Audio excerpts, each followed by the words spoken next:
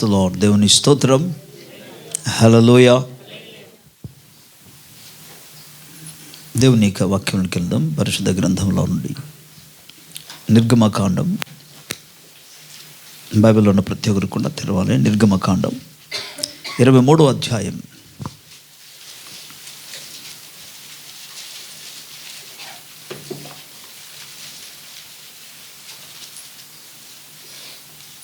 ఇరవై 25వ వచనం నుండి 27వ వచనం వరకు చదువుకుందాం.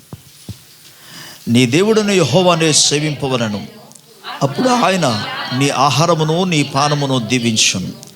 నేను నీ మధ్య నుండి రోగము తొలగించెదను. కడుపు దిగబడినదియు గొడ్డిదియు నీ దేశములో ఉండదు. నీ దినముల లెక్క సంపూర్తి చేసేదను. నిన్ను బట్టి మనుష్యులు నీకు భయపడినట్లు చేసేదను. నీవు పోవు సర్వదేశముల వారిని వాడగొట్టి నీ సమస్త శత్రువులను నీ ఎదుట నుండి పారిపోయినట్లు చేసేదను. ఆమేన్. చిన్న ప్రార్థన. ప్రేమ నమ్మదగిన మా తండ్రి, మీ ఘనమైన గొప్ప నామానికి మేము కృతజ్ఞతాస్తుతులు స్తోత్రాలు వందనాలు మేము చెల్లించుకుంటున్నాం. ప్రభువా, వాక్యమైన దేవుడవు, ఆదియందు నీ వాక్యము ద్వారా సకల సృష్టిని శూన్యం నుండి కలుగు చేసిన వాడవు. ఈరోజు ప్రభువా, నీ వాక్యము సజీవం అన్నది నాయన, బలము కలిగినది. నీ వాక్యము ద్వారా నువ్వు మాట్లాడుచుండగా నూతన కార్యములు జరుగునుగాక నాయన. దేవా, మీ దాసుని నీ అందు మీరు మరుగుపరిచి అభిషేకించి మీ దాసుని నోటను వాక్కుంచినని మీరు మాట్లాడండి. పిలిచిన దేవుడవు, ఎంతైనా నమ్మదగిన వాడు కనుక నీకే స్తుతులు చెల్లిస్తూ నీ కృప మీద ఆధారపడి నీ ఆత్మ సహమును కోరి యేసుక్రీస్తు ప్రభు నామములో అడిగి పొందుచున్నాము తండ్రి. ఆమేన్. ప్రభుకు స్తోత్రం. మరోసారి దేవాది దేవునికే సకల మహిమ ఘనత ప్రభావము కలుగునుగాక. మన తండ్రి అయిన దేవుని నుండి ప్రభుని యేసుక్రీస్తు నుండి కృపా సమాధానములు మనందరికీ తోడై ఉండునుగాక. ఈరోజు దైవ వాక్యములో ఈ నిర్గమకాండము 23వ అధ్యాయంలో 25వ వచనంలో ప్రభు సెలవిస్తున్న ఒక అద్భుతమైన మాట ఏంటంటే, మీ దేవుడైన యెహోవానే సేవింపవలెను, అప్పుడు ఆయన నీ ఆహారమును నీ పానమును దీవించును. నేను నీ మధ్య నుండి రోగమును తొలగించెదను. కింద వచనాలంతా కూడా మనం చదువుకొని వెళితే నిజానికి చెప్పాలంటే 26వ వచనం నుండి 33వ వచనం వరకు కూడా దేవుడు తన్ను సేవించుచున్న వారి పట్ల ఎటువంటి మేలును ఎటువంటి అద్భుత కార్యాలను చేయబోతున్నాడో వాటిని గురించి తెలియజేస్తాడు. స్తోత్రం. అవన్నీ ఇప్పుడు మీ మధ్య నేను వివరించలేను, కానీ మీరు ఇంటికి వెళ్ళిన తర్వాత ఈ నిర్గమకాండము 23వ అధ్యాయంలో 25వ వచనం నుండి చివరి వరకు చదువుకోండి. ప్రభు అక్కడ ఎన్నెన్ని అద్భుత కార్యాలు తన్ను సేవించుచున్న వారి పట్ల అని చేస్తాడు. అంటే ఒక మానవుని జీవితంలో కావలసిన సమస్తమును సకలమును దేని మీద దేవుడు ఈ వచనం ప్రకారంగా ముడిపెట్టాడంటే దేవునిని సేవించుట అని దాని మీద దేవుడు ముడిపెట్టాడు. స్తోత్రం. నేను మళ్ళీ చదువుతున్నాను. నీ దేవుడను యెహోవానే సేవింపవలెను. స్తోత్రం.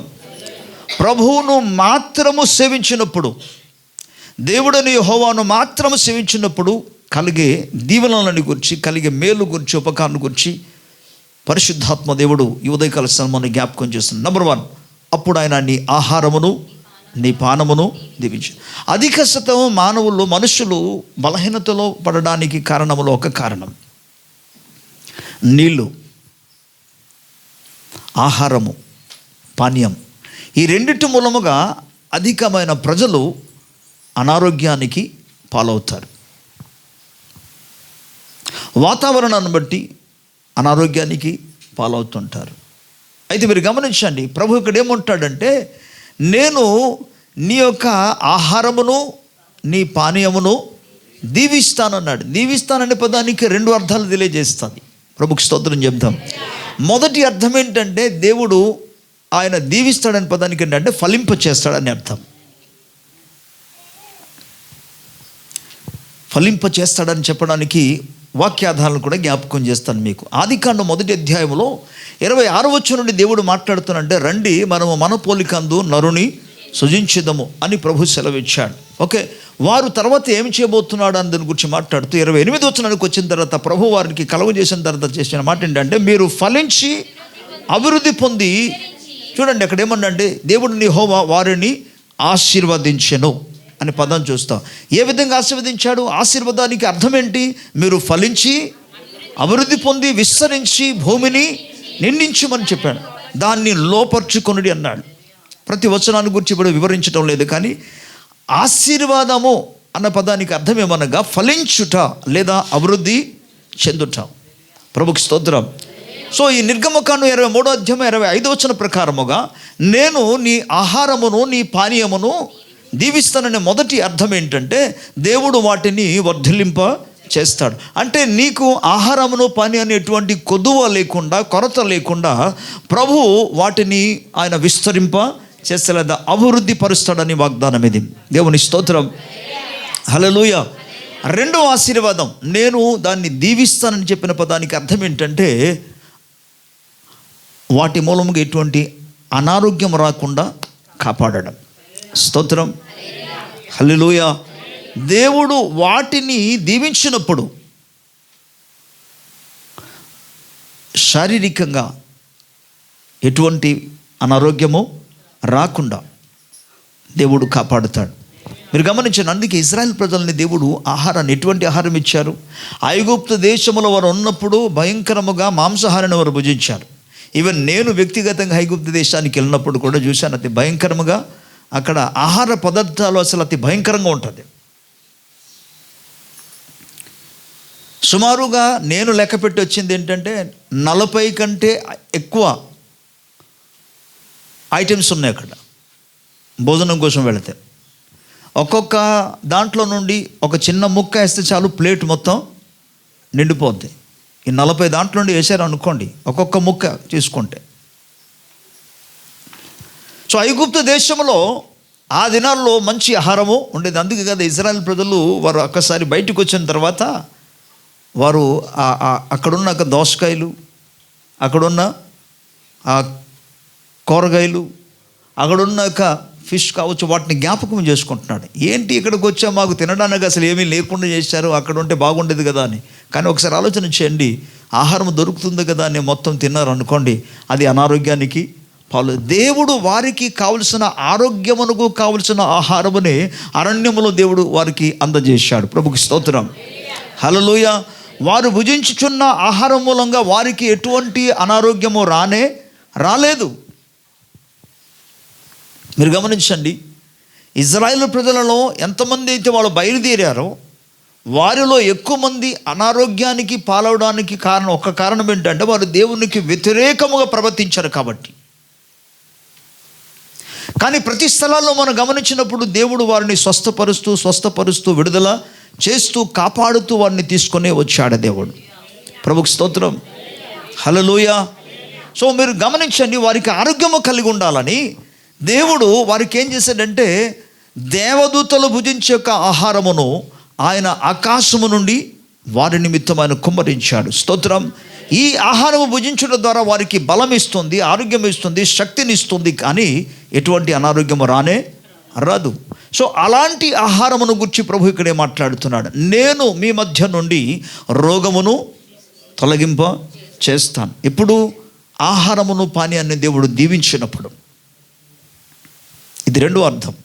మొదటి అర్థం ఏం చెప్పానంటే, ఫలించడం, అభివృద్ధి చెందడం, అది ఆశీర్వాదానికి మొదటి అర్థం. రెండో అర్థం మీకు చెప్పేది ఏంటంటే, అది మనకు అనారోగ్యం రాకుండా దాన్ని పరిశుద్ధపరచడం. ప్రభుకి స్తోత్రం. అందుకే మనం చూస్తాం 15వ అధ్యాయంలో మారా అనే ప్రాంతానికి ఇజ్రాయేల్ ప్రజలు రాగా ప్రభు ఆ నీళ్లను ఆయన స్వస్థపరిచాడు. స్తోత్రం, హల్లెలూయా. ఆ తర్వాత ఆ నీళ్లు తాగిన వారికి ఎటువంటి అనారోగ్యం రాలేదు. వారికి అనారోగ్యం రావడానికి కారణం ఏంటి? నిర్గమకాండం 15వ అధ్యాయం ప్రకారముగా అక్కడున్న నీళ్లు సరైనది కాదు. ఈ మధ్య జస్ట్ ఒక చిన్న క్లిప్ చూసాను. అంటే చిక్కడికాయ కూర తినేసి చచ్చిపోయారట ముగ్గురు. పెద్ద ఇదేం కాదు, ఏదైతే ఇది విచిత్రంగా ఉంది కదా. అండ్ అందులో ఏముంది?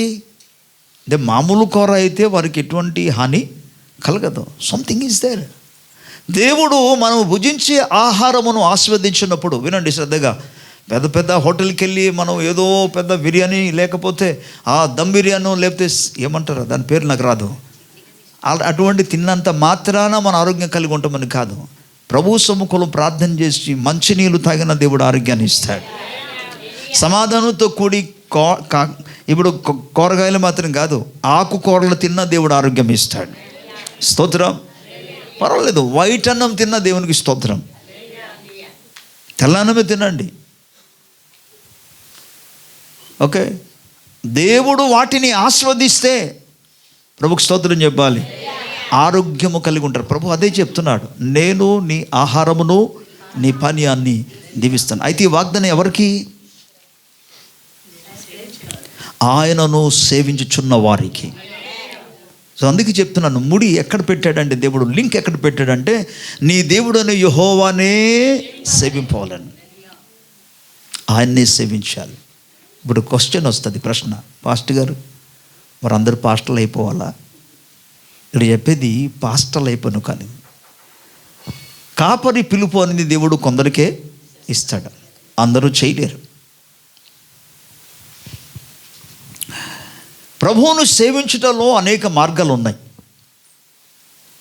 దేవుని స్తోత్రం. ఆ మార్గములలో ఉదాహరణకు చెప్తాను, ఒక వ్యక్తి ప్రార్థన చేసిన ప్రభువును సేవించున్నట్లు, కాకపోతే తన కోసం కాదు ప్రార్థన చేసేది. ఎవరి కోసం?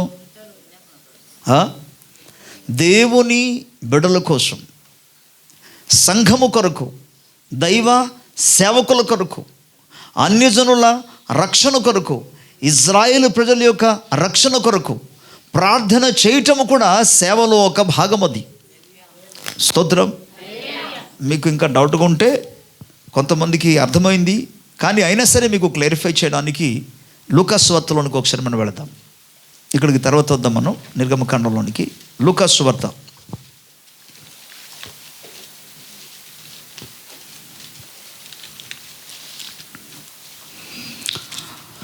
ప్రైజ్ ది లార్డ్, హల్లెలూయా.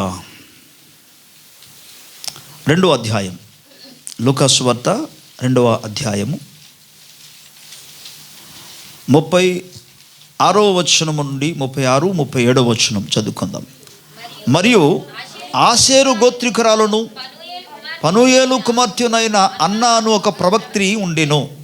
ఆమె కన్యకత్యము మొదలు 7 ఏండ్లు పెనిమిడితో సంసారము చేసి బహుకాలము గడిచినదై 84 సంవత్సరములు విధవరాలై ఉండి, ఇప్పుడు వినండి, దేవాలయమును విడువక ఉపవాస ప్రార్థనలతో రేయింపగలు సేవ చేయుచుండెను.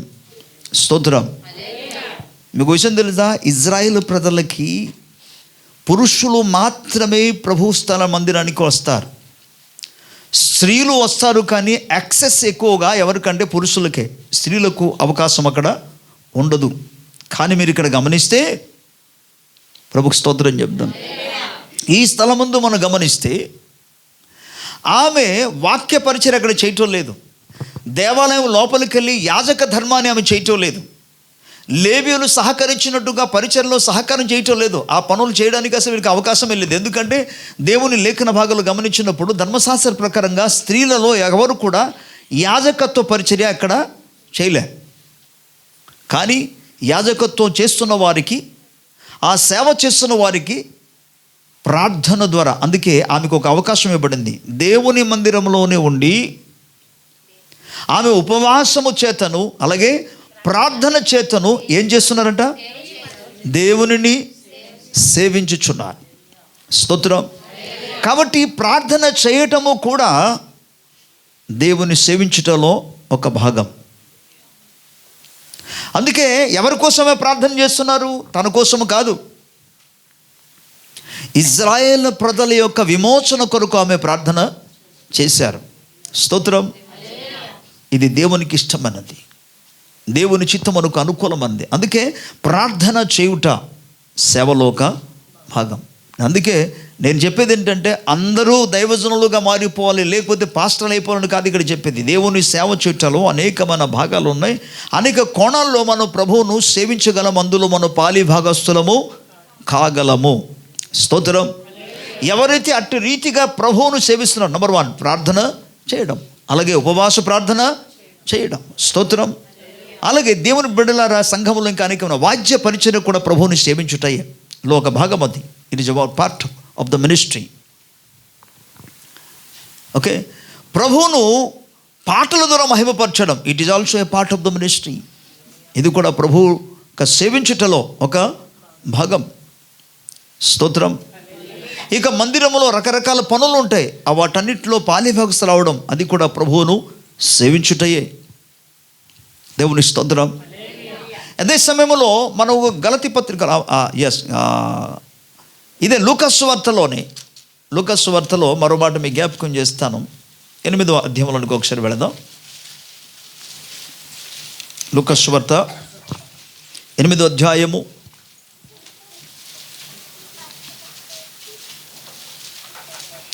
2వ వచనం నుండి రాయబడింది. 12 మంది శిష్యులను, అపవిత్రాత్మలను, వ్యాధులను పోగొట్టబడిన కొందరు స్త్రీలను, అనగా 7 దయ్యములు వదిలిపోయిన మగ్దలేనే అనబడిన మరియయు, హెరోదు యొక్క గృహ నిర్వాహకుడగు కూజా భార్యగు యెహోన్నయు, సుసన్నయు ఆయనతో కూడా ఉండిరి. ఆయనతో అనగా యేసు ప్రభుతో కూడా ఉన్నారు. ఇప్పుడు 3వ వచనం చూడండి.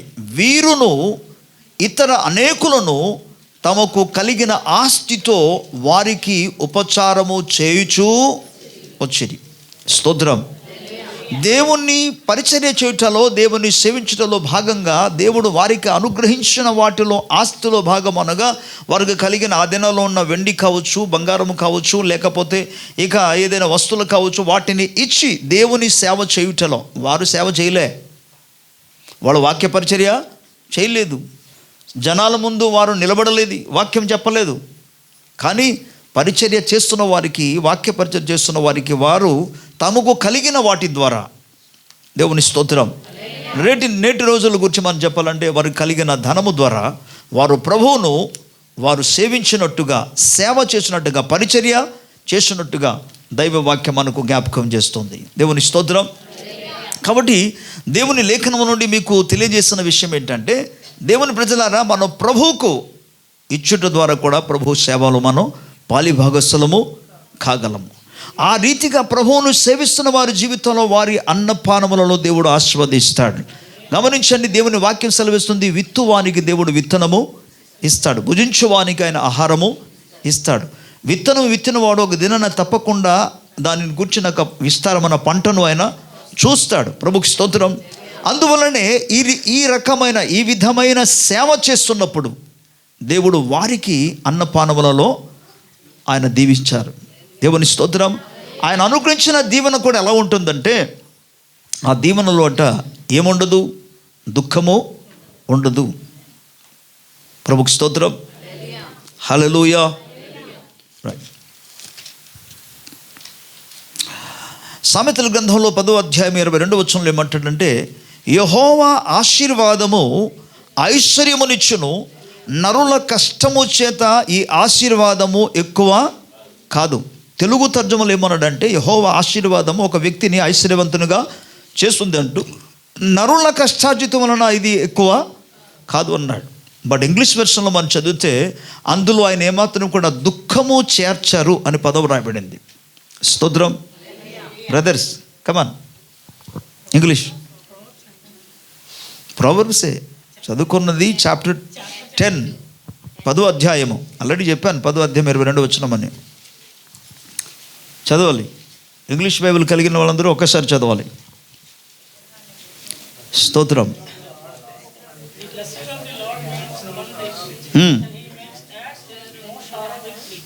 చూసారా, ఇక్కడ ఏమన్నాడంటే, అందులో ఆయన దుఃఖము ఏమాత్రం కూడా చేర్చాడు అని రాయబడింది. The blessings of the Lord make a person rich, and he adds no sorrow with it అన్నాడు. ఎందులో ఏమాత్రం కూడా సారో అంటే దుఃఖము కానీ బాధను అయినా ఏమాత్రం చేర్చడు, ఆయన కలపడు. తెలుగు తర్జుమలో అద్భుతంగా చెప్పాడు ఏంటంటే, ఆయన నరుల కష్టము చేత ఈ ఆశీర్వాదము ఎక్కువ కాదు అంటున్నాడు. అంటే దేవుడు ఆశీర్వదిస్తేనే మనం ఆశీర్వదించబడగలమని అర్థం. స్తోత్రం. సో ప్రియులారా, దేవుడు దీవించినట్టుగా, దేవుని యొక్క ఆశీర్వాదం ఒక వ్యక్తి జీవితంలో కలుగున్నట్టుగా ఆయనను సేవించడం ద్వారా, ఆయనను మన పరిచర్య చేయటం ద్వారా. అందుకే కదా ఏదో విధంగా పరిచర్యలో పాలిభక్తుల రండ్రా బాబు అని అంటే సాయంకాల ప్రార్థన కూడికలో కూడా చాలామంది పాలిభక్తులు కాలేకపోతున్నారు. దేవుని ప్రజలారా, నువ్వు పగలంతా పని చేసినా, నీకోసం నీ కుటుంబం కోసం నువ్వు పని చేసుకో, కానీ సాయంకాల సమయంలో జరిగే ప్రతి ప్రార్థన కూడికల్లో ఎలాగైనా ఏ విధము చేతైనా సరే అందులో పాలిభక్తులు అవ్వడానికి ప్రయత్నం చేయండి. ప్రభుకు స్తోత్రం, హల్లెలూయా.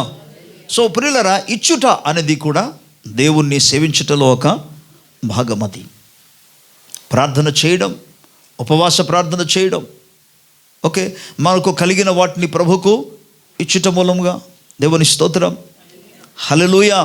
అందుకే 25వ అధ్యాయంలో మత్తయి సువార్తలో మనం 34వ వచనం నుండి చదువుకున్న లేఖన భాగంలో ఏమంటాడంటే, ప్రభు మాట్లాడుతుంటాడు, నేను ఆకలిగా ఉండగా మీరు నా ఆకలిని తీర్చారు, నేను దప్పికొని ఉండగా మీరు నా దాహమును తీర్చారు, నేను దిగంబరినే ఉండగా మీరు నాకు వస్త్రమును ఇచ్చారు, నేను రోగినే ఉండగా మీరు నన్ను దర్శించడానికి వచ్చారు, నేను చెరసాల ఉండగా మీరు నన్ను పరామర్శించారు, నేను పరదేశినే ఉండగా మీరు నన్ను చేర్చుకున్నారు. ప్రభుకి స్తోత్రం. సేవలో భాగంగానే, అందుకే గమనించండి, విశ్వాసి దేవుని సంఘములో ఉన్న బిడ్డలలో ఎవరైనా సరే ప్రార్థన సహవాసములో కనబడలేదనుకోండి, ఏం చేయాలి తెలుసా? మన వాళ్ళ ఇంటికి పాస్టర్ గారు విజిటింగ్ చేస్తారు, అది పక్కన పెట్టండి, ఎలాగని చేస్తారు, కానీ సంఘ విశ్వాసముగా సేవలో భాగం ఇది. నువ్వు దేవుణ్ణి సేవిస్తే, ప్రభుకి స్తోత్రం, ఆ సేవలో భాగంగా మీరేం చేయాలి తెలుసా?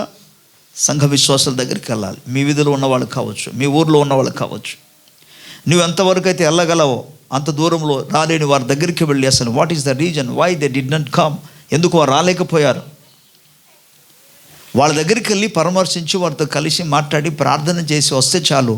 You are also okay participating in the ministry of God. దేవుని యొక్క సేవలో నీవు కూడా పాలిభాగస్తులు అవుచున్నాం. దేవుని స్తోత్రం. అట్టి వారి గురించి ప్రభు ఏమంటే, ఈవెన్ మనం మరలా మత్తయి 25 ప్రకారంగా చెప్తున్నాను, నేను అనారోగ్యములో ఉన్నప్పుడు, నేను రోగినై ఉండగా నన్ను మీరు చూడడానికి వచ్చారు. స్తోత్రం. చాలామందికి బాధ ఏంటంటే, ఏంటి ఎవ్వరు మా ఇంటికి రాలే, బాగలేకపోయినా ఎవ్వరు రాలేదని. ఈ వచనం, ఈ పదం సంఘ విశ్వాసంలో ఎవరి జీవితంలోనికి రాకూడదు. మీకు విషయం తెలుసా? అనారోగ్యములో ఉన్న వారికి, బలహీనముగా ఉన్న వారికి, కృంగి ఉన్న వారికి తలపైకెత్తి శ్రద్ధగా వినాలి. దేవుని బిడ్డలు వెళ్ళి దర్శిస్తూ వారి కొరకు ప్రార్థన చేస్తుంటే మెడిసిన్ కంటే ఇదే వారికి ఆరోగ్యం ఇస్తుంది. వారిలో ఒక రకమైన ఆనందం కలుగుతుంది, ధైర్యం కలుగుతుంది, విశ్వాసం కలుగుతుంది. అరే, ఇంతమంది నా కొరకు ప్రార్థన చేశారు కదా, ప్రభు తప్పకుండా దేవుడు ప్రార్థన ఆలకించి ఏదో ఒక అద్భుత కార్యం చేస్తున్న నమ్మకం వాళ్ళకి కలుగుతుంది, ఆదరణ కలుగుతుంది. This is also a part of the ministry. So ఆయనను సేవించుచున్న వారికి దేవుడు ఈ దీవెనలన్నీ కూడా అనుగ్రహిస్తాడు. వారి మధ్య నుండి ఆయన రోగమును తొలగింపు చేస్తాడు. దేవుని స్తోత్రం. సో సేవలో అసలు భాగం అనగేంటో, ఏంటి సేవ అనగేంటో వాటిని మీకు చెప్తున్నాను. అందుకే ప్రార్థన చేయడానికి దేవుని మందిరానికి రండి. ఓకే, స్తోత్రం. సువార్త ప్రకటించడం సేవలో భాగం. మనం మైక్ పట్టుకొని తిరగవలసిన పనులే. పర్సనల్గా మీరు ఎక్కడెక్కడైతే పనులు చేసుకుంటున్నారో, ఎక్కడైతే మీరు ఉద్యోగములు చేసుకుంటున్నారో ఆ స్థలం అందే మీరు ప్రభు కొరకు సాక్షిగా ఉండగలిగితే, యేసు ప్రభు ప్రేమను వారికి కనుపరచగలిగితే, స్తోత్రం, నువ్వు అక్కడ ప్రభు కొరకు సాక్షిగా ఉంటావు. ప్రభు అందులో ఆనందిస్తాడు. మీరు చూడండి,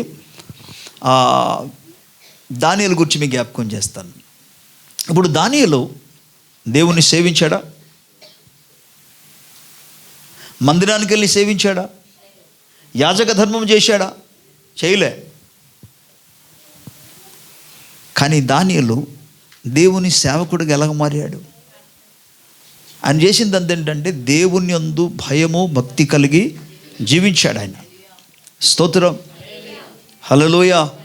ఆ విధంగా ప్రభువును ఆయన సేవించడం ద్వారా మీరు గమనించండి, దేవుడు దానియేలును తాను అన్యుల దేశంలో ఉన్నప్పుడు కూడా, విదేశంలో ఉన్నప్పుడు కూడా, పరదేశంలో ఉన్నప్పటికీ కూడా దేవుడు దానియేలును ఉన్నతమైన స్థితిలోనికి, ఉన్నత స్థానానికి దేవుడు అతన్ని హెచ్చింప చేశాడు.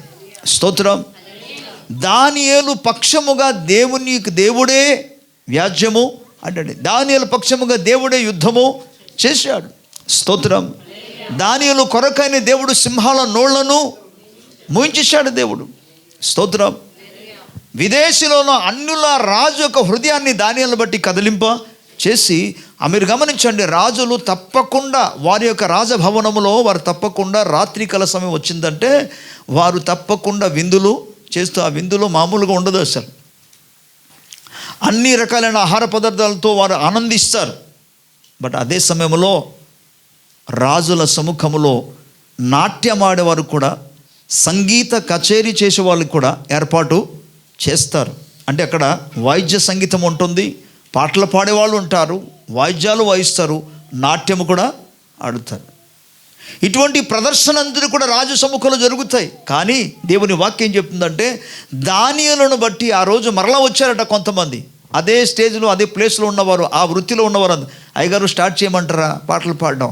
అయ్యగారు వాయిద్యం వాయించమంటారా? అయ్యగారు నాట్యం ఆడమంటారా? భోజనం ఏర్పాటు చేయమంటారా? కానీ రాజైన నెబుకద్నెజరు అంటున్నారు, నో, ఈ రాత్రి నో భోజనం, పాటలు లేవు, వాయిద్యాలు లేవు, నాట్యాలు లేవు, ఇక ఏమీ లేదు అసలు. నో ఉత్సాహాలు, సంతోషం, నథింగ్. ఈ నైట్ అంతా ఆపివేయాలి. నేను దానియేలును బట్టి చాలా బాధ అనుభవిస్తున్నాను. దేవుడు అతన్ని కాపాడాలి, దేవుడు అతన్ని ఆశీర్వదించాలి. అతడు నా రాజ్యంలో ఉన్నప్పుడు నాకు ఆలోచన చేత నడిపించాడు. ఆయన ఇచ్చిన ఆలోచన చేత ఇప్పటి వరకు నేను విజయం సాధించి వెళ్ళగలుగుతున్నాను. దేవునికి స్తోత్రం. అటువంటి ఒక దైవభక్తి కలిగిన, యథార్థమైన, సత్యవంతుడైన, నీతి కలిగిన ఒక వ్యక్తి సింహానుభవంలో పడి ఉండడం అంటే ఆ మాట వింటేనే నాకు ఎంతో భయంగా ఉంది, వేదనగా ఉంది. కాబట్టి ఈరోజు అసలు నో నాట్యం. ప్రభుకి స్తోత్రం. ఎంతగా దానియేలు బబులోను దేశంలో ఉన్న రాజ్య ప్రజలకు, ప్రత్యేకంగా రాజుగారిని ఆయన సేవించాడు, దేవునికి లోబడి చేశాడు. కనుక దేవుని చిత్తానికి అనుకూల దైవ భయం అనగా ఏంటో ప్రజలకు నేర్పించాడు ఆయన. స్తోత్రం. సత్యాన్ని అనుసరించి నడవడం అనగా నేర్పించాడు. దైవ భక్తి అనగా ఏంటో వారి ముందు ఆయన ప్రదర్శన కలుగజేశాడు, అంటే మాదిరిగా ఉంచగలిగాడు. ప్రభువు నామానికి ఎక్కడ కూడా అవమానమనైనా తీసుకురాకుండానే జీవించాడు. ఇది కూడా సేవలో భాగమే. ప్రభుకి స్తోత్రం, హల్లెలూయా. అండ్ దేవుని లేఖన భాగంలో రోమీయులకు రాసిన పత్రిక 12వ అధ్యాయం 1-2 వచనాలు ఏమంటారంటే, కాబట్టి సహోదరులారా, దేవునికి అనుకూలమును సజీవ యాగముగా మీ శరీరములను లేదా మీ దేహములను ఆయనకు సమర్పించుకొనుడని దేవుని వాత్సల్యమును బట్టి మిమ్మును బతిమాలుకొనుచున్నాను. ఇట్టి సేవ మీకు యుక్తమైనది. స్తోత్రం. చూసారా? ఇంకో చాలా సేవ విషయంలో చాలా ఉన్న సరే కొన్ని మాట చెప్తున్నాను. ఈ రోమపత్రిక రాయబడిన ప్రకారంగా పరిశుద్ధమును దేవునికి అనుకూలమైన సజీవ యాగముగా ఎవ్రీ పర్సన్, ప్రతి ఒక్క విశ్వాసి, దేవుని బిడ్డలందరూ కూడా తమ యొక్క ప్రాణ, ఆత్మ, శరీరములను పరిశుద్ధముగా దేవునికి అర్పణ చేయడం, పరిశుద్ధంగా జీవించడం కూడా ప్రభువుకు సేవించడమే. సేవించడంలో ఒక భాగం అది. అలాగూ ఇంకా ఏమన్నాడంటే అక్కడ, ఇట్టి సేవ మీకు యుక్తమైనది. ఇది ఒక సేవతో పోల్చాడు. సేవతో పోల్చమంటే ఇది యుక్తమైన సేవ అన్నాడు. స్తోత్రం. దైవజనులు కేవలం వాక్య పరిచర్య మాత్రం వాళ్ళు చేస్తారు. ఒకవేళ అవకాశం వచ్చినప్పుడు వాళ్ళకి దైవజనులు కేవలం స్వార్థ పరిచర్య మాత్రం చేస్తారు.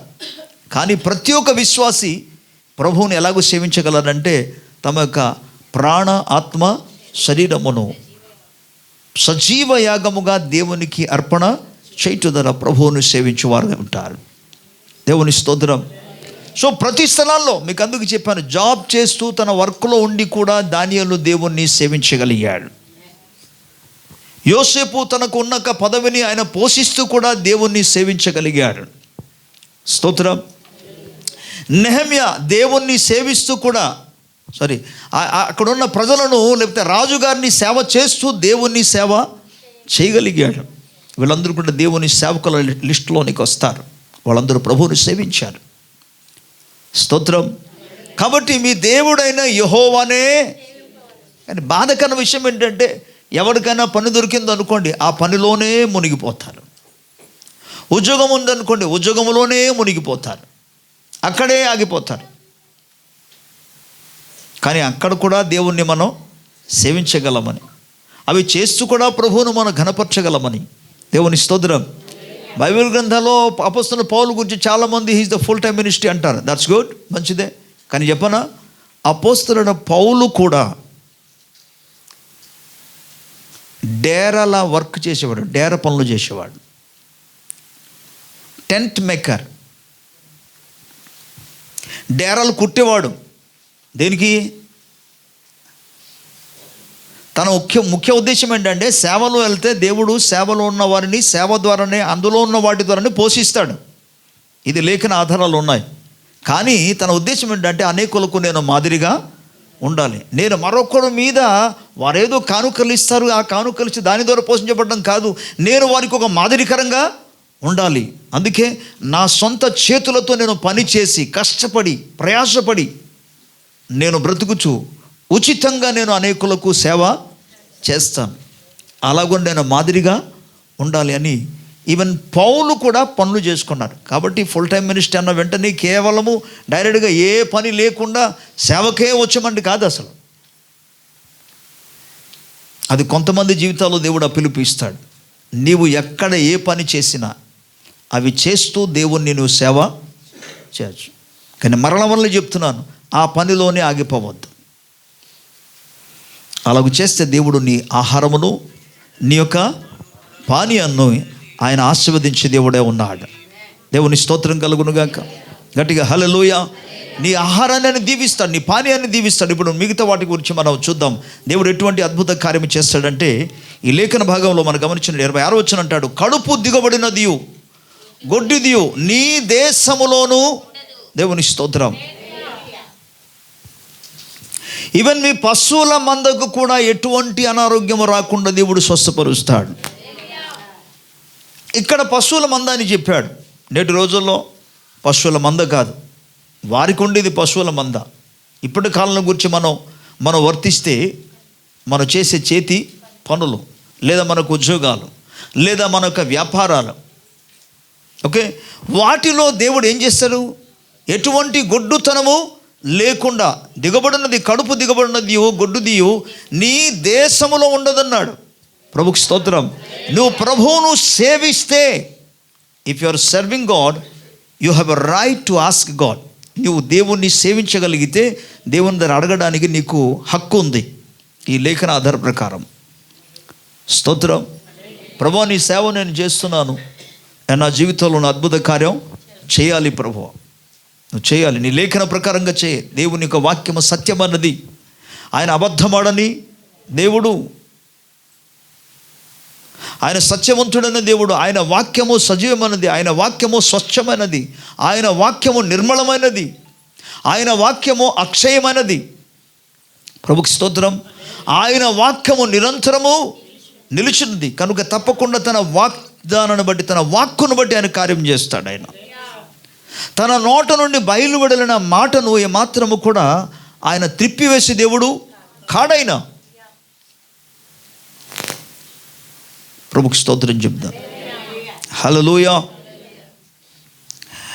అండ్ రెండో భాగాలు ఏమన్నాడంటే, మీ దేశంలోనే అసలు ఉన్నదన్నాడు. అసలు మీ దేశంలోనే ఫిజికల్గా అనారోగ్య స్థితిలో ఉన్న మీ పశువులు కావచ్చు, మీ పశువుల గొర్రెల మంద కావచ్చు, మేకల మంద కావచ్చు, ఎడ్ల మంద కావచ్చు, ఇంకా ఏ మందైనా కావచ్చు, వాటికి ఎటువంటి అనారోగ్యము రాకుండా దేవుడు ఆయన స్వస్థపరుస్తని చెప్పడం కాకుండా అవన్నీ ఫలిస్తుంది అన్నాడు. దేవుని స్తోత్రం.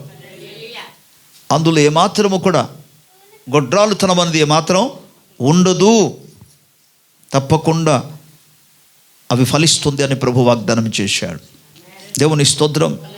గట్టిగా హల్లెలూయా. ఆయన తర్వాత అంటున్నాడు, నీ దినముల లెక్క సంపూర్తి. గట్టిగా స్తోత్రం చెప్పాలి. దినముల లెక్క సంపూర్తి చేయడం అనే పదానికి అర్థం ఏంటి? బైబిల్ గ్రంథంలో 139వ కీర్తనలో చదివితే రాయబడి ఉంటుంది, నియమింపబడిన దినములలో ఒకటైనను కాకమునుపే. అవచనాలు ఒకసారి చూద్దాం, దాని అర్థం ఏంటో మీకు తెలియజేస్తాను. 139వ కీర్తన. స్తోత్రం. 16వ వచనం, నేను పిండమునై ఉండగా నీ కన్నులు నన్ను చూచెను, నియమింపబడిన దినములలో ఒకటైనను కాకమునుపే నా దినములన్నీ నీ గ్రంథములో లిఖితములాయేను. స్తోత్రం. హల్లెలూయా.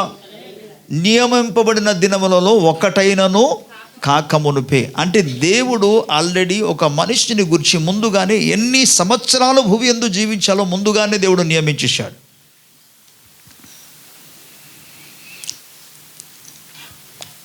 ఉదాహరణకు ఇలాగ మీ జ్ఞాపకం చేస్తాం. ఒకవేళ మన సంఘం తరపు నుండి ఒక 3 days మనం కూడిక ఏర్పాటు చేసామనుకోండి. ఇప్పుడు ఫిబ్రవరి నెల 1, 2, 3 తారీఖుల్లో మనం కూడిక ఏర్పాటు చేశాం అనుకోండి. అది ఎప్పుడు జరుగుతుందని చెప్పాను? ఫిబ్రవరి నెల అంటే 2వ నెల 1, 2, 3 తారీఖులను పెట్టి. ఈరోజు డేట్ ఎంత? జనవరి 18వ తారీఖు. అంటే ఇంకా ఆ ఫిబ్రవరి నెల రావడానికి ఇంచుమించు ఒక 12 రోజులు ఇంకా ఉన్నాయి. పలానా రోజున మీటింగ్ చేద్దామని ఏర్పాటు చేసుకున్నాం, కానీ ఇంకాను అందులో ఒక రోజు కూడా అవ్వలేదు. ఎందుకంటే ఇంకా ఫిబ్రవరి నెల ఇంకా రాలే. మీకు అర్థమవడానికి జస్ట్ చిన్న ఎగ్జాంపుల్ చెప్తున్నాను. ఇప్పుడు ఈ మాట చెప్పాను. ఇప్పుడు గమనించండి, దేవుడు ప్రతి మానవుని కొరకు నరుని ఆయుస్సు 70 సంవత్సరములు, అధిక బలం ఉన్న ఎడల 8 సంవత్సరాలని భక్తుడైన మోసే చెప్పాడు. కానీ నిజానికి పరిశుద్ధ గ్రంథాలను మనం గమనించినప్పుడు దేవుడు నోహావు కాలంలోనే చెప్పిన మాట ఏంటంటే, నరుని యొక్క ఆయుస్సును ఆయన తగ్గించారు. ఒకప్పుడేమో 1000 సంవత్సరాలు, దగ్గర 1000 సంవత్సరాల వరకు బ్రతికిన వాళ్ళు ఉన్నారు. కానీ నరుని యొక్క జీవితాలు, వారి యొక్క స్వభావాలు, వారి యొక్క హృదయపు స్థితి దేవుని సముఖంలో సరిగ్గా లేనందున దేవుడు ఆయుస్సును తగ్గించేశాడు. 1000 సంవత్సరములకు వెళ్ళిన వాళ్ళందరూ కూడా తగ్గిపోయారు. 120 సంవత్సరాలు ఆయుస్సు ఇచ్చాడు. దేవుని స్తోత్రం. అయితే మోసే కాలం వచ్చినప్పటికీ వారు శారీరకంగా మరలా ఇది అక్కడికి వస్తుంది. వారు ఫిజికల్గా, మానసికంగా అండ్ శారీరకంగా ఆహార పదార్థాలను బట్టి వారిలో వారు బలహీనులు అయిపోయి 70 సంవత్సరానికి చాలామంది నిద్రించడం, 80 సంవత్సరానికి చనిపోవడం. దీన్ని చూచిన తర్వాత అప్పుడు నేను రాశాడు, నరుని ఆయుస్సు 70 సంవత్సరములు, అధిక బలం ఉంటే 80 సంవత్సరాలకు ఉండగలరు అని అని చెప్పాడు. మరి అదే మోసే కాలంలోనే కాలేబు అనే వ్యక్తి ఉన్నాడా? కాలేబు, యెహోషువ. కాలేబు ఎన్ని సంవత్సరాలు బతికాడు? కానీ ఆయన మాట్లాడిన విధాన్ని మనం జ్ఞాపకం చేసుకుంటే ఆయన అంటాడు, ఇప్పుడు నాకు 84 సంవత్సరాలు అంటాడు. మోసే యుద్ధమునకు పంపినప్పుడు నాకు వయస్సు ఎంతో, ఇప్పుడు కూడా నాకు అంతే బలం ఉంది. యెహోషువ తరం వచ్చినప్పటికీ, మోసే చనిపోయాడు, యెహోషువ తరం వచ్చింది. యెహోషువతో అని చెప్తున్నాడు, అయ్యా నీకు తెలియని విషయం ఏముంది, దైవసేవకుడు నన్ను మోసే యుద్ధానికి వెళ్ళండి అని పంపినప్పుడు నాకు అప్పుడు ఎంత వయసు బలం ఉందో, అప్పుడు 40 సంవత్సరాలు, అప్పుడు ఎంత బలం ఉందో ఇప్పుడు 80 సంవత్సరాలు అయిపోయినా సరే నాకు ఇప్పటి వరకు కూడా అంతే బలం ఉందన్నాడు. ఇంతకుముందు మనం మరో లేఖనాలు మనం చూసుకున్నాం. బహుశా కీర్తన చదివినప్పుడు మీకు జ్ఞాపకం చేశాను అనుకుంటున్నాను. ఇప్పుడు మీకు జ్ఞాపకం చేశాను. లూకా 2వ అధ్యాయంలో మనం చూసుకున్నాము కదా, అన్న అనే ఒక ప్రవక్తిని గురించి. ఆమె ఎన్ని సంవత్సరాల వరకు ఉన్నారు? 84 సంవత్సరాలు. ప్రభుకు స్తోత్రం చెప్దాం. దేవుని ప్రజలారా, మనుష్యులు వారి యొక్క చెడు పనులను బట్టి అనేక మంది వయస్సుకు ముందే అనేక మంది చనిపోతున్నారు. దేవుడు నిర్ణయించిన కాలమునకు ముందే వారు చనిపోతున్నారు. కానీ ఇక్కడ ప్రభు ఏమంటున్నాడు తెలుసా? మనం చదువుకున్న లేఖన భాగంలో నియమింప ప్రభుకు స్తోత్రం, స్తోత్రం. ఓకే, ఇప్పుడు మరలా మనం 26వ వచనానికి వచ్చేద్దాము. నిర్గమకాండంలో ఈ 23వ అధ్యాయం 26వ వచనం లాస్ట్ ఏమంటాడంటే నీ దినముల లెక్క. అంటే దేవుడు ఒక మనిషి కొరకు ఎన్ని దినాలు అయితే ఎన్ని సంవత్సరాలు ఉండాలని నిర్ణయించుకున్నాడో ఆ లెక్క నేను పూర్తి. ప్రభుకు స్తోత్రం. అనేక మంది ఆ ఆయుష్కు ముందుగానే చనిపోతున్నారు. కానీ ఇక్కడ ప్రభు అంటున్నాడు నేను నిన్ను కాపాడు. మీరు గమనించండి, అప్పటి వరకు బ్రతకాలి అంటే శరీరంలో ఏముండాలి? బలం ఉండాలి, శక్తి ఉండాలి, ఆరోగ్యం ఉండాలి. అందులో అర్థం ఏంటంటే నీ దినముల లెక్క నేను పూర్తి చేస్తాను అంటే నేను నీకు దీర్ఘాయు ఇస్తాను, దీర్ఘాయుతో పాటు ఆరోగ్యమును ఇస్తాను, ఆరోగ్యంతో పాటు నీకు బలమును ఇస్తాను, శక్తిని ఇస్తాను. కనుక నీ దినాల్ని నేను పూర్తి చేయగలవు, నేను చేస్తాను అంటాడు. స్తోత్రం. ఎవరికి వాగ్దానము? నీ దేవుడైన యెహోవానే సేవింపవలెను. ప్రభుకి స్తోత్రం. అండ్ కింద వచనాలకి మరలా వెళ్దాం. 27వ వచనంలోనికి మనం వెళితే నన్ను బట్టి మనుష్యులు నీకు భయపడినట్లు చేసేదాను. గట్టిగా స్తోత్రం చెప్పాలి. నన్ను బట్టి మనుషులు నీకు భయపడినట్టుగా చేస్తాను. ప్రజలు నిన్ను చూసి భయపడతారు. నీ దేవుడని యెహోవాను నువ్వు సేవిస్తే నిన్ను చూచి జనులు భయపడతారు. వారి ఎదుట నేను నిలబెడతాను, వారి ఎదుట నేను నీ పక్షముగా నేను మాట్లాడుతాను, నీ పక్షముగా నేను పోరాడుతాను, నీ పక్షముగా నేను యుద్ధం చేస్తాను, నీ పక్షముగా నేను వ్యాజ్యమాడుతా. స్తోత్రం. నీ పక్షముగా నేను కార్యము చేస్తాను కనుక నిన్ను చూసి ప్రజలు భయపడతారు. అతని పక్షంగా ఎవరున్నారని? అమ్మో, దేవుడని యెహోవా తన పక్షంగా ఉన్నాడు. అందుకే అతనితో మనం ఏమాత్రం కూడా పోట్లాడకూడదు, అతనికి వ్యతిరేకంగా మనం నిలవకూడదు. బైబిల్ గ్రంథంలో మనం చాలా సందర్భాలు మనం చూస్తాం. 20వ అధ్యాయంలో మనం గమనించినప్పుడు ఆది కాండంలో, అలాగే 26వ అధ్యాయంలో మనం చూస్తే 26వ అధ్యాయంలో ప్రత్యేకంగా అది ఇస్సాకు జీవితంలో జరిగిన సంఘటన. ఇస్సాకును ఆ దేశంలో ఉన్న ప్రజలందరూ కూడా ఏం చేశారంటే వెళ్ళిపోవయ్యా, ఇక్కడ నువ్వు ఉండడానికి వీల్లేదు, మా ప్రాంతానికి నుండి నువ్వు వెళ్ళిపోవాలని పంపించేశారు. ఇస్సాకు ఎప్పటివాడు? అన్యుల దేశానికి వెళ్ళాలి, గెరారు దేశానికి వెళ్ళి ఉన్నాడు ఆయన. ఆ దేశస్తులందరూ కూడా పంపివేశారు. ఆయన బయటకు వచ్చేసాడు. మొత్తానికి బయటకు వచ్చి ఆయన కొన్ని బావులను త్రవ్వుకున్నాడు. త్రవ్వుకున్న తర్వాత చాలా సంఘటనలు జరుగుతాయి. ఆ బావి వారిలో నీళ్ళు రావడం, ఆ నీళ్ళు మూలంగా అతడు కానీ అతనితో ఉన్నవారు కానీ అదేవిధంగా తన దగ్గర ఉన్న పశువులు కానీ అందరూ కూడా అవన్నీ కూడా తిని త్రాగి వారు కూడా భుజించి ఫలించగలుగున్నట్టుగా, పంటలు చేసుకున్నట్టుగా, వారు బ్రతుకున్నట్టుగా దేవుడు అద్భుత కార్యం చేశాడు. ప్రభుకి స్తోత్రం. సో అబీమెలెకు రాజు అతన్ని పంపివేసిన తర్వాత ఎప్పుడైతే మన దేశం నుండి మన ప్రాంతం నుండి అతన్ని మనం వెలివేసినా సరే, గెంటి వేసినా సరే, పంపివేసినా సరే దేవుడు అతని పక్షంగా ఉండి కార్యం చేశాడు. స్తోత్రం. మీకేం జరిగింది తెలుసా? మీరు 26వ అధ్యాయంలో చదువుకుంటే మరలా అబీమెలెకు కొంతమందిని తీసుకొచ్చి ఇస్సాకు దగ్గరికి వచ్చాడు. అప్పుడు ఇస్సాకు అంటారా, ఏమయ్యా ఎందుకు నా దగ్గరికి వచ్చారు, మీరు ఎందుకు వచ్చారు సార్ అని అంటే, మరలా నన్ను ఇంకెక్కడి నుండి కూడా పంపడానికి వచ్చారా అంటే వాళ్ళు అంటున్నాడు, అబీమెలెకు అంటున్నాడు, కాదయ్యా మీకు హాని చేయడానికి మేము రావట్లేదు, మేము ఒక విషయం కనుగొన్నాం ఏంటంటే దేవుడు మీకు తోడై ఉన్నాడు. ప్రభుకి స్తోత్రం చెప్తా. హల్లెలూయా. దేవుడు మీకు తోడే ఉండడం మేము చూడగలిగాం. కాబట్టి మన మధ్య ఒక నిబంధన, మనం ఒక ఒప్పందాన్ని మనం చేసుకుందాం. మేము మీకు ఎటువంటి హాని చేయము, మీరు మాకు ఎటువంటి హాని చేయొద్దు. ఈ నిబంధన చేసుకోవడానికి వచ్చాం. ఎప్పుడు వచ్చారు? ఈ నెల్లి బ్రతిమాలుకోలేదు అబీమెలెకు రాజు దగ్గర. కానీ రాజైన అబీమెలెకే ఇస్సాకు దగ్గరకు వచ్చి బ్రతిమాలుకుంటున్నాడు, అయ్యా మన సమాధాన పడిపోదామని. స్తోత్రం. దేవుడు ఎటువంటి అద్భుత కార్యము ఇస్సాకు జీవితంలో చేశాడంటే ఆ కార్యాన్ని బట్టి రాజే భయపడ్డాడు తప్ప ఇస్సాకు ఏమాత్రం కూడా భయపడలే. దేవుని స్తోత్రం. మన దేవుడిని యెహోవాను కలిగి ఉన్న మనలో ప్రతి ఒక్కరు కూడా మనము భయపడవలసిన పని లేదు.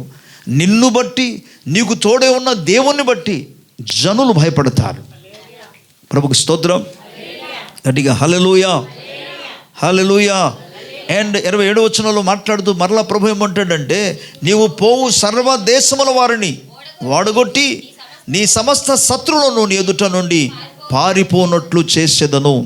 ప్రభుకి స్తోత్రం, హల్లెలూయా. అబ్రహాము కాలంలో అలాగే జరిగింది, ఇస్సాకు కాలంలో అదేవిధంగా ఇస్సాకును బట్టి ప్రజలు భయపడినట్టుగా దేవుడు చేశాడు.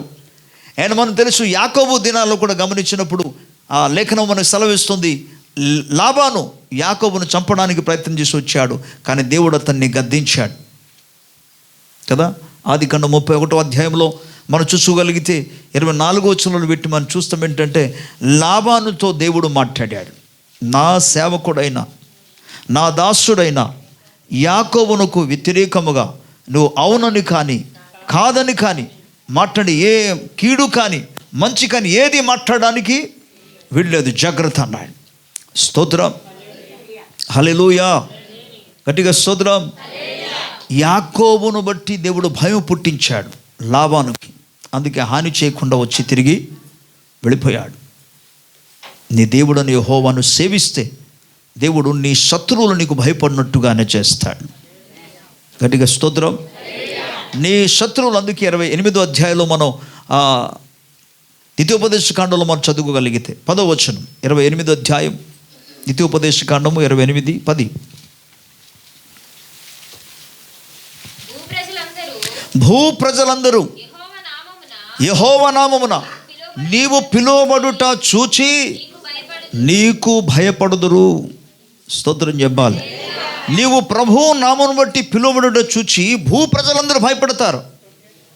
వారు భయపడునట్లుగా దేవుడే కార్యం చేస్తాడు. ఏం చేస్తే? ఆయనను మాత్రము మనం సేవిస్తే ఇన్ని గొప్ప అద్భుతమైన కార్యము ప్రభు చేస్తాడు. స్తోత్రం. మనం తెలుసు యెహోషువ గ్రంథంలో 5వ అధ్యాయం 1వ వచనం, యెహోషువ గ్రంథం 6వ అధ్యాయము 1వ వచనం, యెహోషువ గ్రంథం 10వ అధ్యాయము 1-2 వచనాలు. ఈ వచనమంతా కూడా మనం గమనించిన చదువుకున్నప్పుడు ప్రియులారా, 5వ అధ్యాయం 1వ వచనంలో మనం చూస్తే దేవుడు ఎర్ర సముద్రంను పాయలు చేయడం కాదు, అక్కడ ముందుగానే చేసిన విషయం మనకు తెలుసు. అందుకే మిగిలిన ఈ యొర్దాను అవతల ఉన్న వాళ్ళందరూ కూడా గొప్ప భయం. కానీ ప్రత్యేకముగా అది జరిగింది రాబాబు అనుకున్నప్పటికీ కొంతకాలం అయితే ఈ యొర్దాను నదిని దేవుడు 2 భాగాలుగా పాయలు చేశాడు. యొర్దాను నుండి బలముగా వడిగా ప్రవహిస్తున్న నీళ్ళంతా కూడా ఆదాము అనే గ్రామం దగ్గర ఒక రాశి వల్ల నీళ్లు నిలిచిపోవడం జరిగింది. ఇజ్రాయేలు ప్రజలందరూ కూడా ఆరిన నేలలో యొర్దాను నది దాటి అవతలికి రాగలిగారు. ప్రభుకి స్తోత్రం. ఈ వార్త ఇరుగు పొరుగు దేశాలలోనికి ప్రాంతంలోని తెలిసిన వెంటనే, అమ్మో వారి దేవుడు వారికి తోడై ఉన్నాడు. దేవుని స్తోత్రం. సర్వలోకనాథుడైన దేవుడు, సైన్యములకు అధిపతి యెహోవా అనే దేవుడు వారికి తోడే ఉండి వారి పక్షముగా ఆయన కార్యం చేస్తున్నారు. అక్కడేమో కొన్ని సంవత్సరాల క్రితం ఎర్ర సముద్రాన్ని పాయలు చేశాడు, ఇక్కడేమో మన దగ్గర ఉన్న యొర్దాను నదినే నీళ్ళని ఆయన ఆపివేశాడు. వారి కొరకు ఆయన నీళ్లు ఆపేసి ఆరిన నెలలు వారిని దాట చేశాడు. అమ్మో వారికి వ్యతిరేకంగా మనం వెళ్ళకూడదు. దేవుని స్తోత్రం, హల్లెలూయా. యెహోషువ గ్రంథం 6వ అధ్యాయంలో మనం చూస్తే వారి భయము చేత, అందుకే ఇజ్రాయేలు ప్రజల యొక్క భయము చేత యెరికో పట్టణం యొక్క ఈ యొక్క మెయిన్ గేట్ వారు మూసివేయడానికి కారణం ఇజ్రాయేలు ప్రజల యొక్క భయము చేత. స్తోత్రం. ఇజ్రాయేల్ని బట్టి ఎందుకు వారు భయపడ్డారు? యెరికోలో ఉన్న ప్రజలందరూ ఎందుకు భయపడ్డారు? ఎందుకంటే దేవుడు ఇజ్రాయేలు ప్రజల పక్షముగా ఉండి ఆయన యుద్ధము చేస్తున్నాడు. ఇజ్రాయేలు ప్రజల పక్షంగా ఉండి ఆయన విజయము ఇస్తున్నాడు. ఇజ్రాయేలుకు దేవుడు తోడై ఉన్నాడు. ప్రభుకి స్తోత్రం. ప్రభు ఇక్కడ చెప్తున్న వాగ్దానం ఏంటంటే, మీరు నన్ను మాత్రము సేవిస్తే నేను ఎటువంటి అద్భుత కార్యము నీ పట్ల చేస్తానంటే ప్రజలు నిన్ను చూచి భయపడతారు. గట్టిగా స్తోత్రం చెప్పాలి. హల్లెలూయా. దేవుని ప్రజలారా, దేవుని సేవించడంలో గొప్ప ఉన్నతమైన ఆశీర్వాదములు కలదని ప్రభు సేవకునిగా మీకు జ్ఞాపకం చేస్తున్నాను. ప్రభుకి స్తోత్రం కలుగును గాక. నీ సమస్త శత్రువులని ఎదుట నుండి పారిపోనట్లు చేస్తాను. శత్రువులు అంటే మీరు మనుషులే అనుకుంటారు. మనుషులే కాదు మన శత్రువులు, అసలు మనుషులు శత్రువులే కారు, కానీ వారు వెనుక పనిచేస్తుంటాడు ఒకడు. లేఖనంలో స్పష్టంగా రాబడిందంటే మీ శత్రువు అయిన అపవాది ఆయన్నే భయకంపితం చేయగలడు దేవుడు. ప్రభుకి స్తోత్రం. మన పక్షముగా ఉండగా, దేవుడు మన పక్షం నిలబడగా వారు భయపడతారు. వారు భయపడినట్టుగా చేస్తున్నాడు. మీ శత్రువులందుకు మీ దగ్గర నుండి, అక్కడ చెప్పిన మాట ఏంటంటే, నీ దగ్గర నీ ఎదుట నిలువకుండా వారందరిని కూడా పారిపోయినట్టుగా నేను వెళ్ళగొడతానన్నాడు. ప్రభుకి స్తోత్రం. అన్ని వచనాలు నేను వివరించలేను, కానీ మామూలుగా చదివి వెళుతున్నాను, శ్రద్ధగా వినండి. దేవుని స్తోత్రం. మరియు పెద్ద కందిరింగములను నీకు ముందుగా పంపించేదను, అవి నీ ఎదుట నుండి హిబ్యూలను, కనానీయులను, హిత్తీయులను వెళ్ళగొట్టును. దేశము పాడై అడవి మృగములు నీకు విరోధముగా విస్తరింపకున్నట్లు వారిని 1 సంవత్సరంలోనే నీ ఎదుట నుండి వెళ్ళగొట్టను. నీవు అభివృద్ధి పొంది ఆ దేశమును స్వాధీనపరచుకున్న వరకు క్రమక్రమముగా వారిని నీ ఎదుట నుండి వెళ్ళగొట్టేదను. మరియు ఎర్ర సముద్రము నుండి ఫిలిష్తీయుల సముద్రము వరకును, అరణ్యము నుండి నది వరకును నీ పొలి మేరలను ఏర్పరచేదను. ఆ దేశ నివాసులు నీ చేతికి అప్పగించేదను. నీవు నీ ఎదుట నుండి వారిని వెళ్ళగొట్టేద్దావు. నీవు వారితో నైనను వారి దేవతలతో నైనను నిబంధన చేసుకొనవద్దు. నువ్వు వారి దేవతలను సేవించినట్లు అది నీకు ఉరియగును గనుక, సేవిస్తే ఏమవుతుంది? అది ఉరియగును గనుక వారు నీ చేత నాకు విరోధముగా పాపము చేయకున్నట్లు వారు నీ దేశంలో నివసింపకూడదు. కాబట్టి వారందరినీ కూడా ప్రభు ఏమంటే, నీవు ప్రవేశించబోతున్న దేశాన్ని నువ్వు స్వాధీనం చేసుకుంటావు. ఆ దేశంలో ఉన్న శత్రులందరినీ కూడా నేను వెళ్ళగొడతాను. స్తోత్రం. ఈవెన్ క్రూర మృగాలు కూడా నీ ద్వారా కాదు, వాళ్ళ చేతనే వాటిని పారద్రోలుతా. ఈ ఉన్నతమైన దీవెన ప్రియులారా కేవలం మనం దేవుడైన యెహోవాను సేవించటం వలన. కనుక దేవుణ్ణి సేవించటాన్ని దాంట్లో కొన్ని సత్యాలను మేము ముందు పెట్టాను. ఆ రీతిగా మనం సేవించి ప్రభు దగ్గర ప్రార్థన చేస్తే తన మాట ఆయన నెరవేర్చే దేవుడు, తన మాట యందు నిలబడే దేవుడు అయిన ప్రభుకి స్తోత్రం. తప్పకుండా ప్రభు అద్భుత కార్యం చేస్తాడు. ఆయన తప్పకుండా దైవికమైన ఆరోగ్యమును ఇస్తాడు, స్వస్థపరుస్తాడు. ఆయన తప్పకుండా నీ ఆహారమును, పానీయాన్ని ఆయన దీవిస్తాడు. ఆమేన్. ప్రైజ్. కళ్ళు మూసుకుందాం, ప్రార్థన చేసుకుందాం.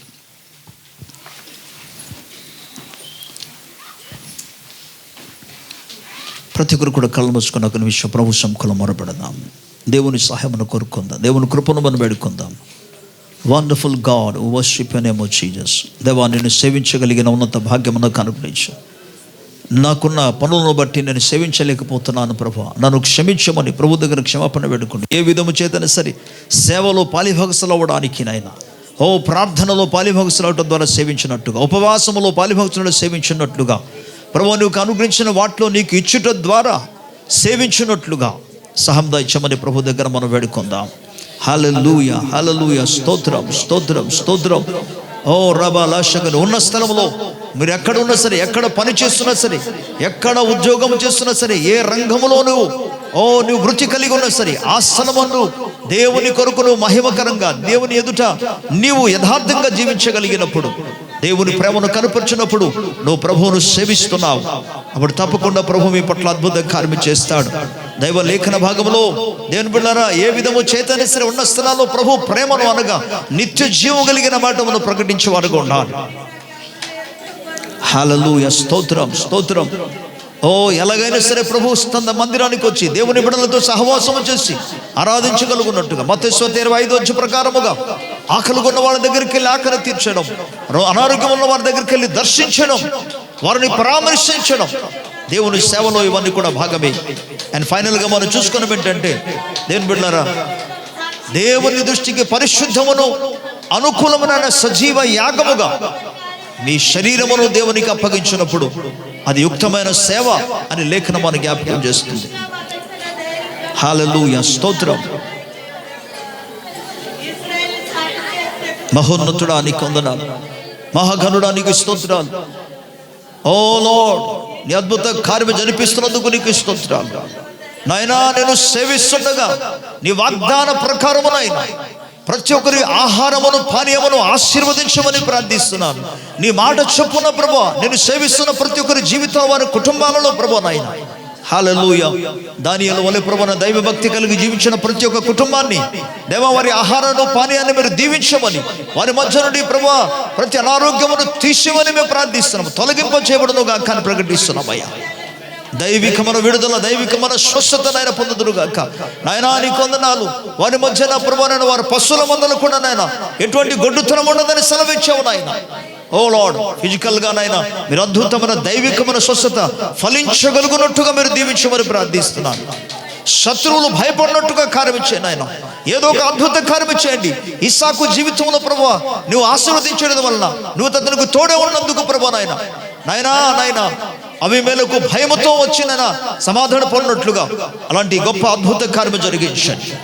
ప్రజలు భయపడినట్లుగా, నీ నామమును బట్టి భయపడినట్లుగా నాయన నీవు మాకు తోడే ఉన్నావని, నీవు ప్రతి ఒక్కరితో తోడే ఉన్నావని ప్రభువా నాయన వారు చూచి భయపడినట్టుగా కార్యం చేయండి. గొప్ప దేవుడవు నీకు స్తోత్రం. అలాగూ చేయడానికి నువ్వు నమ్మదగిన వాడు కనుక నీకు స్తోత్రం. అటువంటి కార్యం జరిపిస్తున్నందుకు నీకు స్తోత్రం. ఫలవర్తంగా మీరు మార్చండి, దీవెనకరంగా మీరు మార్చండి ప్రభు. తోడే ఉండి నడిపించండి. యేసు ప్రభు నామములో స్తుతిస్తూ వేడుకొనుచున్నాము తండ్రి. ఆమేన్. Praise the Lord. God bless you. ప్రభువును దీవించును గాక. ఆమేన్.